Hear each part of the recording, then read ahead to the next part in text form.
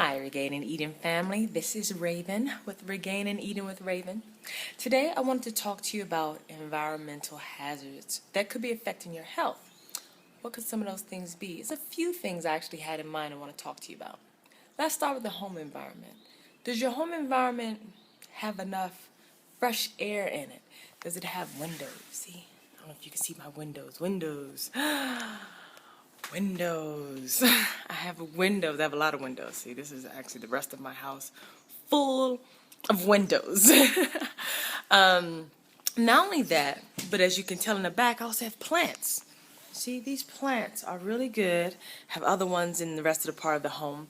They're really good in freshening the air. A lot of people who have asthma, any kind of lung problems, that could be because your air is not fresh. Also, the thing that you've noticed, my place was spacious. My place was not cluttered. Let's say it more so like that.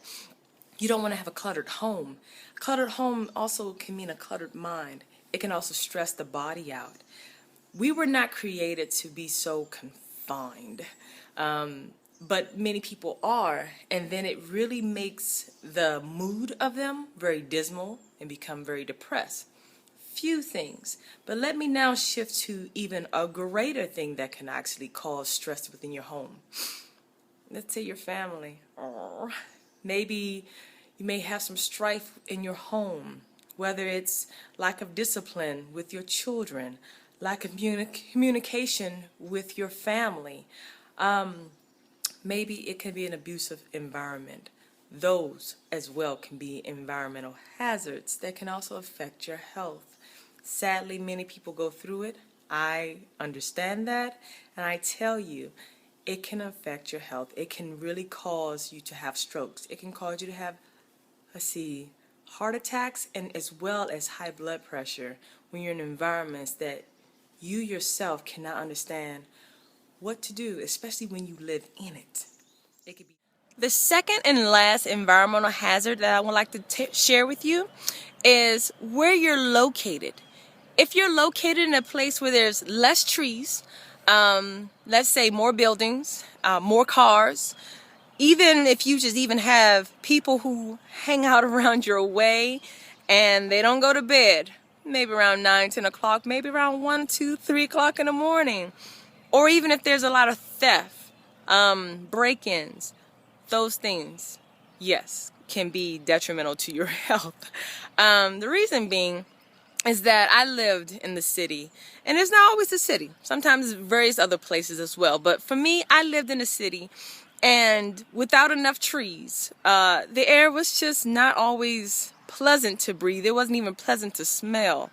We had factories where it dealt with the sewer, and it just smelled. And you had highways everywhere, so you had trucks that was never maintenance or cars that were never maintenance, and you would breathe that all the time. That kind of air can cause havoc to your lungs. It can cause havoc to your immune system, so you have to be seriously on top of your game with your health. It did stress my mother and I out to live in a place where you didn't know. I have fear sometimes with her coming home late at night from work, or me going out. I knew as a woman, I was not going to go out late at night by myself. You crazy.